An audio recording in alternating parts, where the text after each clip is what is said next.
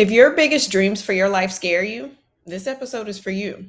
This week, we're talking about how to untangle the self concept of being a good girl and how that's holding you back from doing and being all that you were made to be.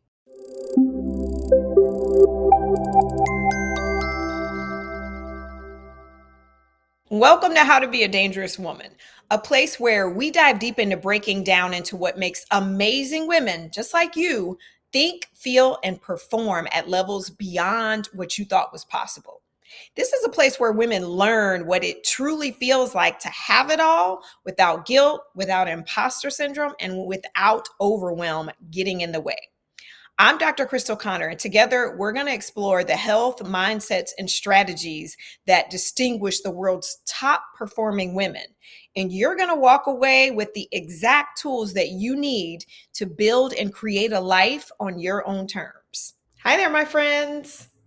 Listen, if you have not heard episode 35, go back. Go back right now. Come back to this episode because that's part one. In this week's part two, we're going to take the homework that you did from week one, and we're going to talk about how the good girl mentality is likely stopping you from having the life you dream of. We're going to be talking about how to uncover hidden dreams so you can start to take the first steps towards creating the life that you really want to live. One that feels fulfilling and purposeful, one that you really love. So, if you've done your homework, which you should have, by now, you might be feeling like you're a little exposed. You might be feeling like you're seeing yourself for the first time all over again. You've challenged some of those long-standing beliefs about yourself, and now you have a new vision for who you were called to be. So we got to solidify that in your mind as true and real, because I'm willing to bet that even as you did all of this work to challenge those beliefs, to challenge that old self concept, I'm willing to bet that there was an aggressive return of some of those thoughts and some of those beliefs just to make sure that you don't forget who you've always been. And that's okay because this is a process, it's a journey. And I don't want you to beat yourself up for old thoughts and old behaviors and old you trying to stake her claim. Because if you think about it, you've spent years building up these beliefs about who you are and years making sure that they were rock solid with plenty of evidence to back up their validity. I know you've done your work in challenging beliefs, but I want to bring up another level that you may not have considered when you're doing your homework, when you were doing your homework.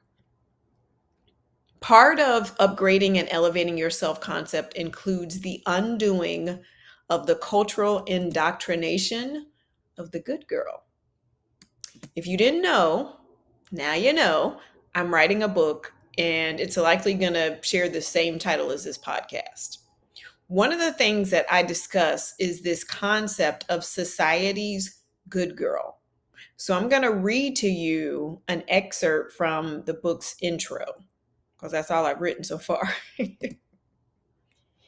So it says, we have all been fed the image of what it takes to be well liked and successful, the unspoken narrative that tells us that the only path to happiness and a good life as a woman is the straight and narrow path.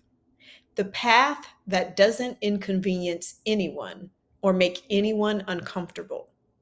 The path that is well worn from years of women towing the cultural line that we belong in the background, happily taking care of everyone's needs to the detriment of our own.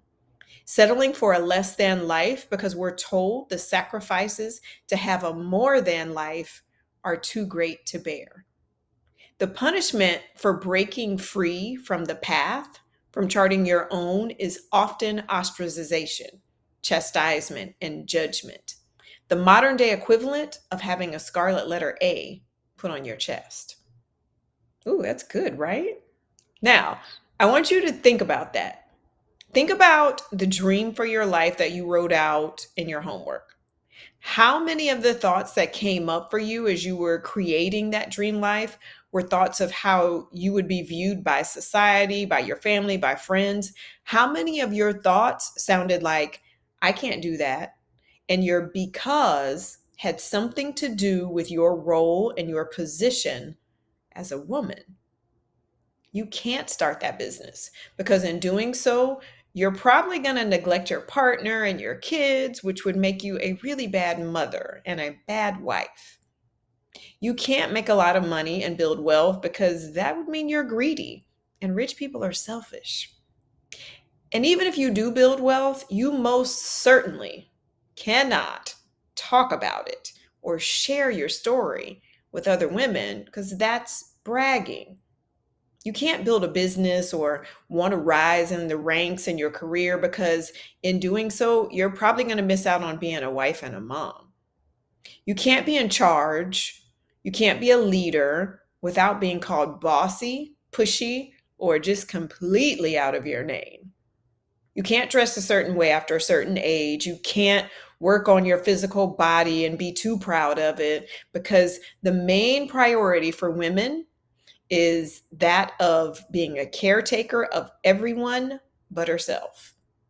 The list goes on and on.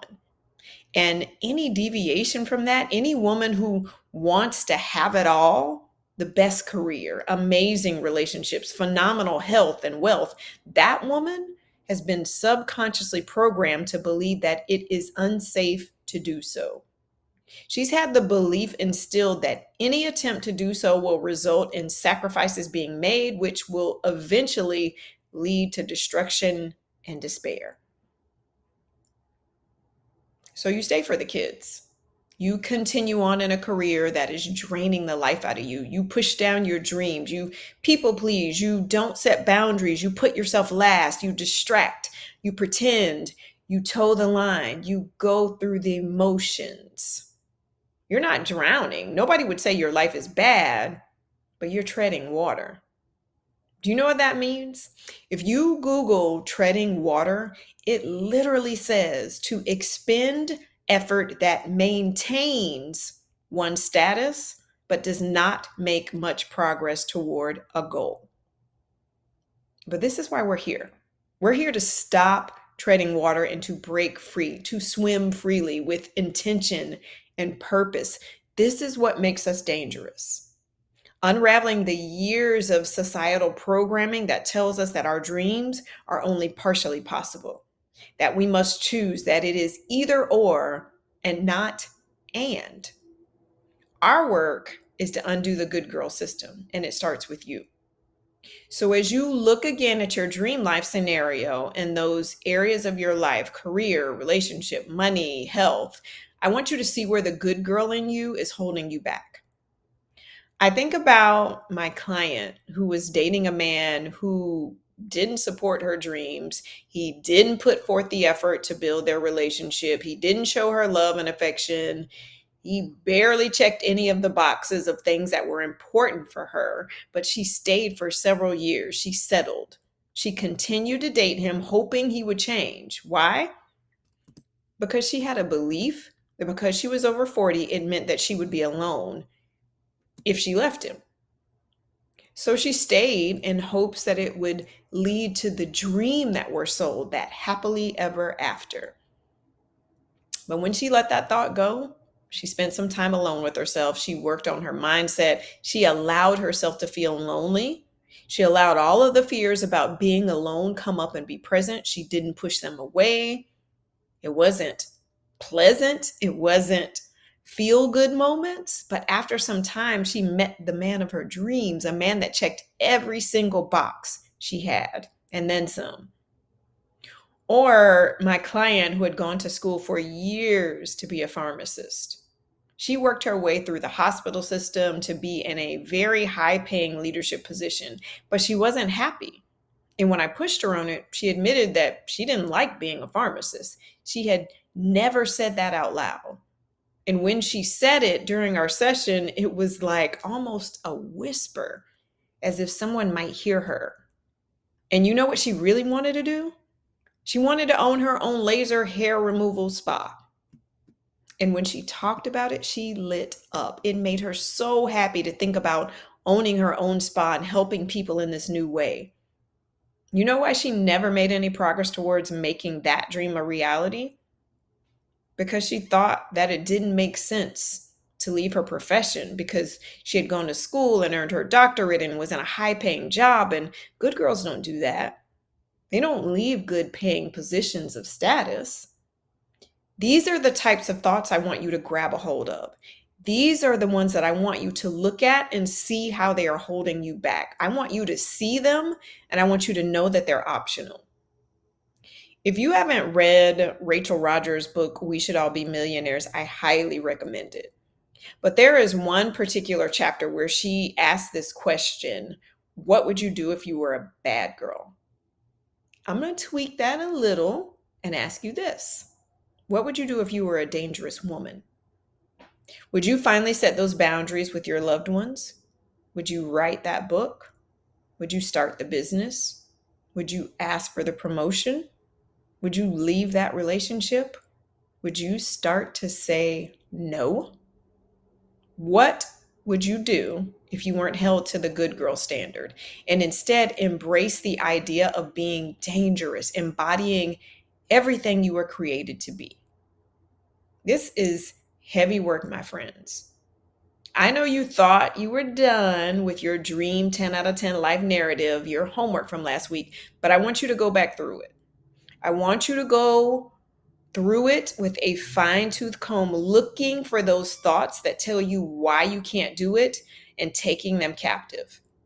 Whether it be the self-limiting, self-belief thoughts or the good girl thoughts that are holding you back, I want you to uncover them all. And let me add in here another less discussed concept when it comes to self-concept. I was talking to a friend and she mentioned that her issue was not a negative self concept. We talk about that a lot. It was the opposite. She had always been told how smart she was, how she was smarter than most people. And quite honestly, she is absolutely brilliant. But she spent her life believing that because she was smarter,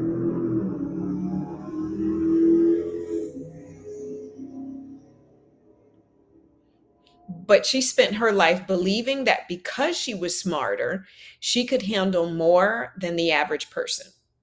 Not in a narcissistic way at all. She's not like that at all, but in a way that just conditioned her to believe that she didn't need breaks. She didn't need vacations. She didn't have to set boundaries. She could take on more. She has operated like a machine and taken on superhuman levels of responsibility for years because of this belief.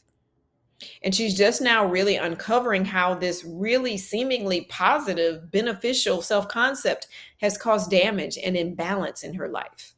So I don't want you to miss those thoughts either. Those thoughts that you're always the smartest, always the prettiest, always the most successful. Don't miss those. Catch how those might also be holding you back in a different way. The beliefs you hold about yourself, whether you view them as positive or negative, they're all up for review here. Because if they're holding you back from the more that is available for you, from the more that you desire, we have to address them. You're not getting off the hook with this so easy. I want you to go back to your dream life scenario in those 4 areas, and I want you to take the limits off. Take the good girl limits off. Take the limiting self belief limits off. Take all of those off and bring it back next week. We're going to talk about starting to take action towards your goals and how to deal with all the things that come up as you begin to move in the direction of your dream. I know this seems like a lot of mentally taxing work. Seems like a lot of that mindset, but I promise you, if you do this work up front, it makes it so much better, not easier, so much better as you start to move into creating the dream, living out the dream, living out your purpose and the thing that you were put on this earth for. All right, my friends, That's all for this week. Guess what? Our show is less than a year old, and we have women from over 60 countries in our Dangerous Woman community, and we are just shy of 10,000 downloads. So, in honor of that, I want to do something very special to celebrate and honor you for all the work you've done over the past year. So, stay tuned for that. And in the meantime, I would love for you to write a review for this podcast on the platform you're listening to it on. Reviews make it so much easier for more women to find the show and join our Dangerous Woman movement. So please and thank you for doing that.